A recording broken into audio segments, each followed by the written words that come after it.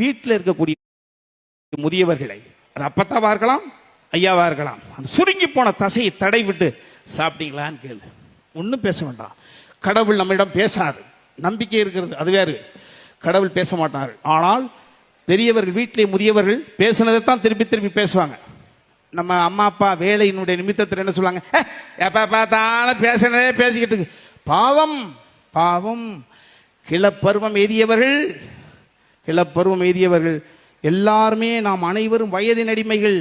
10 வயது படபடக்கிற வயது, 20 வயது இருப்பு கொள்ளாத வயது, 30 வயது முணுமுணுக்கிற வயது, 40 வயது நாயாக உழைப்பதற்கு தன்னை தயார்படுத்திக் கொள்ளும் வயது, 50 வயது அனுபவிக்க துடிக்கிற வயது, 60 வயது ஆசை மட்டும் படுகிற வயது, 70 வயது எண்ணத்தை செயல்படுத்த தடுமாறு வயது, 80 வயது எங்கும் தனியாக செல்லக்கூடாத வயது, 90 வயது தன் முகத்தை பிறர் பார்க்க அனுமதிக்க கூடாத வயது, 100 வயது கொடுமையான வயது. இதுதான் நாம் அனைவரும் வயதின் அடிமைகள். அந்த வயதுக்கு உட்பட்டு தான் நம்ம வாழ முடியும்.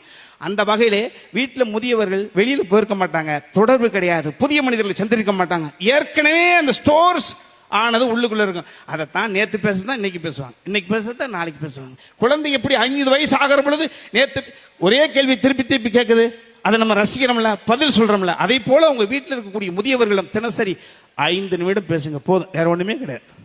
முடிந்தால் அன்பு பிள்ளைகளே, இந்த கல்லூரி வளாகத்தை விட்டு வெளியே செல்கிற பொழுது அற்புதமான பதவிக்கு செல்வீர்கள், அற்புதமான வாழ்க்கை துணை கிடைக்கும், நிறைய விருதுகளை பெறுவீர்கள், நிறைய மாட மாளிகை கூட கோபுரம் கட்டுவீர்கள். அதெல்லாம் உங்களுக்கு முதலிவரும் நடக்கும், சந்தோஷமான நிகழ்வு நடக்கும். எல்லாத்தையும் மறந்துடுவீங்க. நான் சொல்ல போறது மட்டும் மறக்க முடியாது. உங்க வீட்டில் அப்பத்தா இருந்துச்சுன்னா, அன்பு பேரனே போங்க, அப்பத்தா தாத்தாவுக்கு உனக்கு எத்தனை முறை சண்டை நடந்தது? நான் தான் பெருசில்ட்ட அப்படி பேசுவேன். முதல்ல யார் பேசுவா? அவுட் ஆஃப் சப்ஜெக்ட் பேசு. அந்த பொக்க வாயில ஒரு சிரிப்பு கொண்டு வா. அப்படியே ஐயா ஐயா உன்னை அடிச்சிருக்காரா, நீ என்னைக்கா திட்டிருக்கியா, அடிச்சிருக்கியா கேளு. அந்த இறந்து போன அந்த கடவனே பேரன் வடிவத்தில் வந்து தன்னுடன் பேசுவது போன்ற உணர்வை அடைத்து அந்த அப்படியே அந்த அப்பத்தா சிரிக்கும், அந்த அம்மாச்சி சிரிக்கும். அந்த அப்பத்தாவும் அம்மாவையும் சிரிக்கிற பொழுது அப்படியே அந்த கண்ணிலேருந்து ஒரு சொட்டு கண்ணீர் வரும். அதுதான் உனக்கான ஆசீர்வாதம்.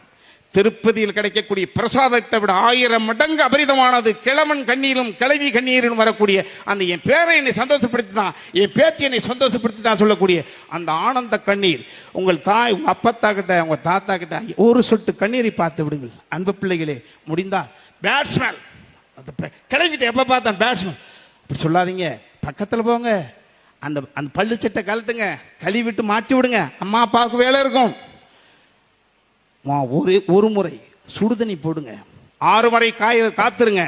ஒரு அப்பத்தாவையோ உங்க ஐயாவையோ உங்க தாத்தாவையோ ஒரு முறை குழந்தை போல் பாவித்து நிர்வாணப்படுத்தி குளிப்பாட்டி விட்டு துண்டை எடுத்து துவட்டிட்டு